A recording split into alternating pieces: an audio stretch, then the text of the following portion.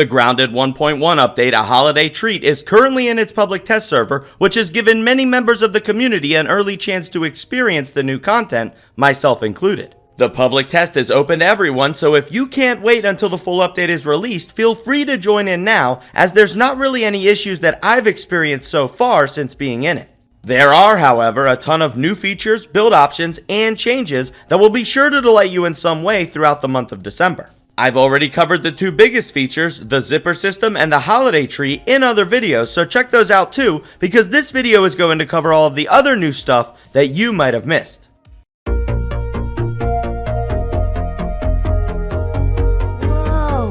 I'm not just small, I'm tiny.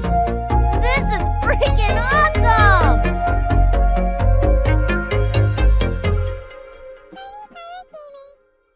What up? It's Tiny Pirate Gaming, covering everything you need to know about Grounded Update 1.1, A Holiday Treat.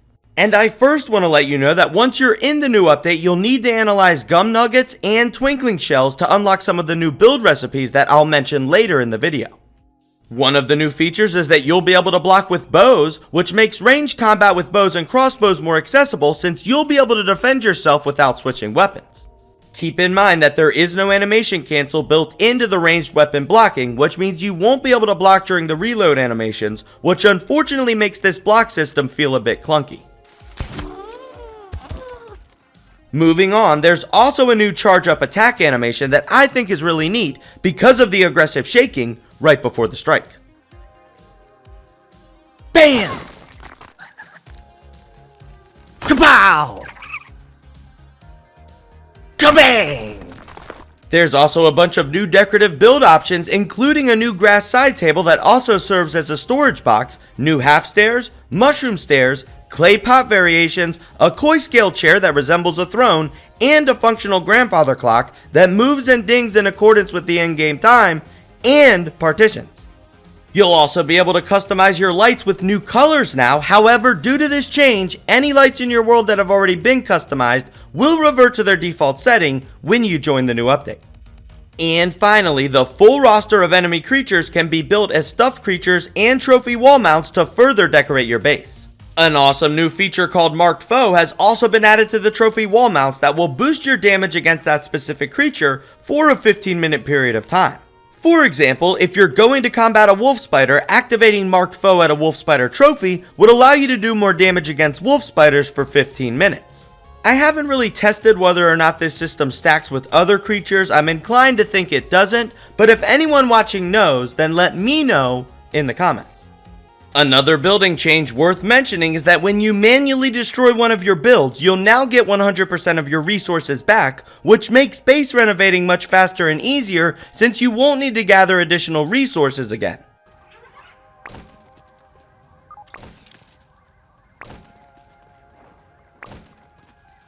You'll also now be able to build objects, walls, and basically anything using the items in your storage as opposed to having to carry everything in your personal inventory. This proximity building feature has also been added to the pallets, and the radius for proximity crafting has been increased, so you'll be able to sync up with your storage from further away.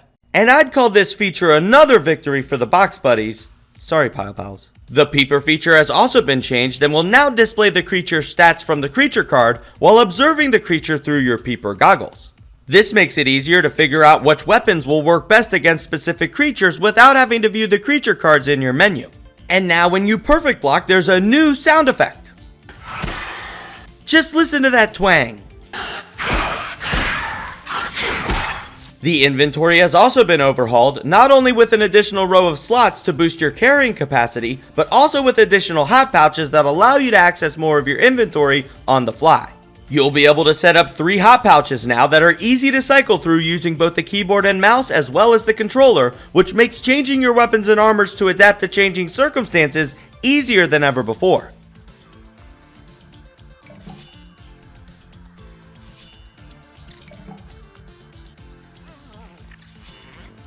There's also been a few weapon and mutation changes that I won't cover too much in this video, just be aware that they've gotten better and have received some buffs. The weapon change worth mentioning is that if you use a salty weapon to defeat creatures like aphids and weevils that drop raw meat, the meat will now be instantly turned into jerky. This feature also works with spicy weapons, but instead of making jerky, it will make the meat into roasts.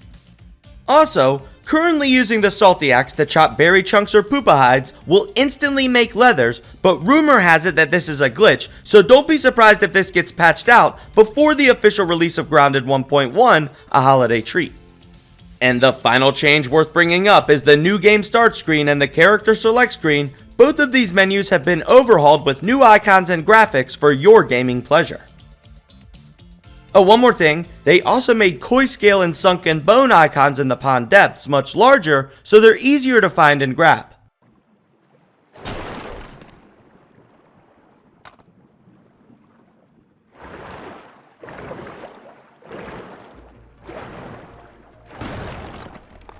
And of course, the new zipper system, which will allow you to travel multi-directionally on zip lines, and the holiday gift-giving tree that I've already covered in earlier videos. Check them out using links in the description if you want to. Because if you're a fan of Grounded-themed, Grounded-related content presented in tutorial format, then you've come to the right channel, because that's basically all that I do here. So if that interests you, then defeat the like button with the Super Streamer special move, and I hope that this video earned your subscription today. You can also follow me on Twitch for live streams, Twitter for channel news, and join the Tiny Pirate Gaming Discord for discussions on Grounded, gaming, content creation, and more, along with me and the rest of the Hashtag Tiny Crew. So whether I see you here in the comments, over on the Twitch sphere, or someplace else across the Streamiverse, just know that I truly appreciate all of your support, and thank you so much for watching. Until next time. Arg, matey, watch your step. There be a tiny pirate here.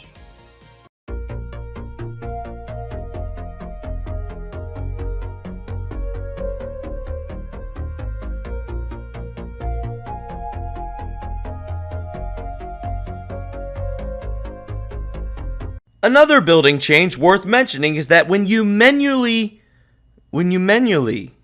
destroy one of your builds, you'll now get 100% of the resources back, which makes base renovating much faster and easier since you won't need to gather additional materials again.